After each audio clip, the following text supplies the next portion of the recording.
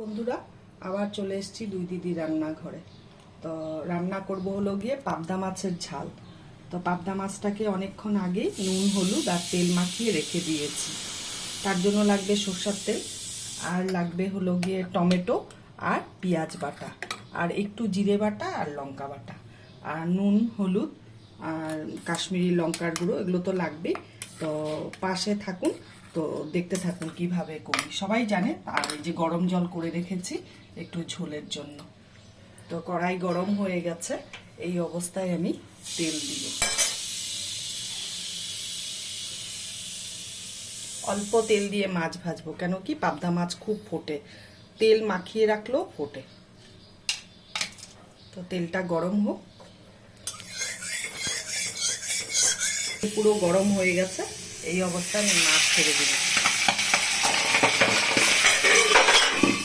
ঢেকে দিলাম, এত ফোটে আর বলার মতো না। এই তিনটা তো ভাজা হয়ে গেছে, তুলে নিয়েছি। আর দুটো আছে এখানে কড়াইতে, দেখাবো কি করে, এত ফোটে। উল্টে দিলাম, নামানোর সময় দেখাবো। প্রচন্ড ফুটছে, তেল মাখিয়ে রেখেছি তা সত্ত্বেও। এখন ঢাকনাটা তুলবো, মাছগুলোকে তুলে দেবো।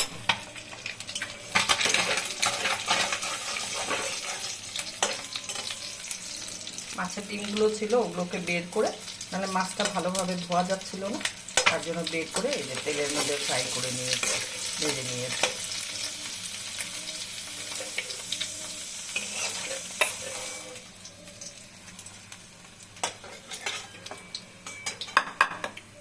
কড়াইতে তেল দিব, অল্প তেল আছে, ওই তেলেই আমি আবার তেল দিব, বাস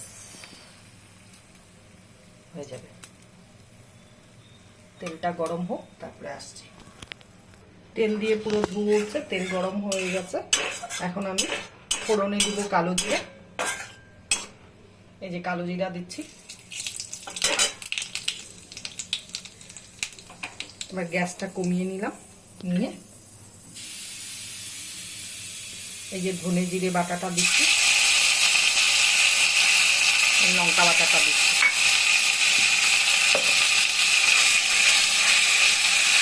দিয়ে একটু নাড়াচাড়া করে এবার এটার মধ্যে এক কোয়া রসুন আর একটা পেঁয়াজ আর দুটো টমেটো বেটে নিয়েছি মিক্সিতে।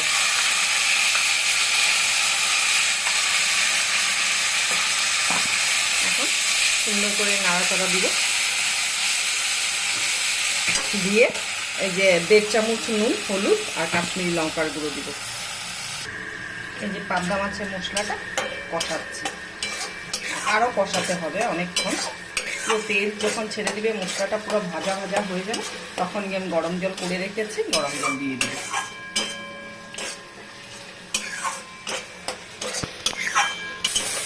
মশলা পুরো ভাজা হয়ে গেছে, একদম একদম জমা হয়ে যাচ্ছে, একসাথে জড়ো হয়ে যাচ্ছে, আর মশলা দিয়ে তেল ছেড়ে দিয়েছে দেখুন। এই অবস্থায় আমি এখন গরম জলটা দিয়ে দেবো, মশলা পুরো ভাজা হয়ে গেছে।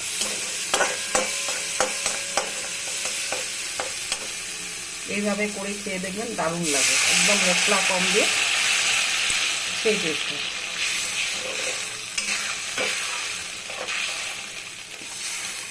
এখন ঝোলটাকে পুরো ফুটতে দেবো ভালো করে, গ্যাসের আঁচটাকে বাড়িয়ে দেবো, বাড়ানোই আছে যদিও বা, আর কমাবো না।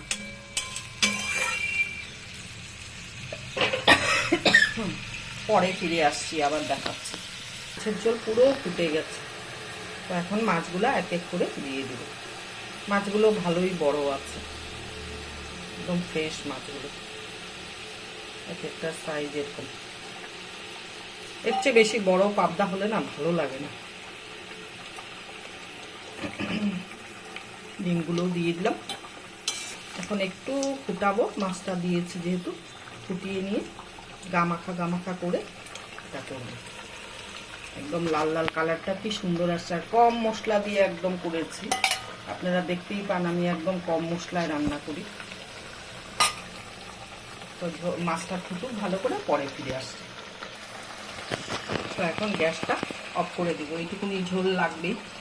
তো আমার পাবদা মাছের রেসিপিটা কেমন লাগলো, আপনারা ইউটিউব থেকে দেখলে পরে প্লিজ সাবস্ক্রাইব করবেন, পাশে দেওয়া বেল আইকনটা প্রেস করবেন, আর হলো গিয়ে কমেন্ট করবেন, ভালো মন্দ দুটাই কমেন্ট করবেন। আর এই যে ধনে পাতা দিচ্ছি। তো আজকের ভিডিওটা যেমনই লাগুক আপনারা কমেন্ট করবেন, আর ফেসবুক থেকে দেখলে পরে লাইক কমেন্ট অবশ্যই করবেন, একটা শেয়ারও করবেন পারলে পরে। তো আজকের জন্য ভিডিওটা রাখছি, টাটা।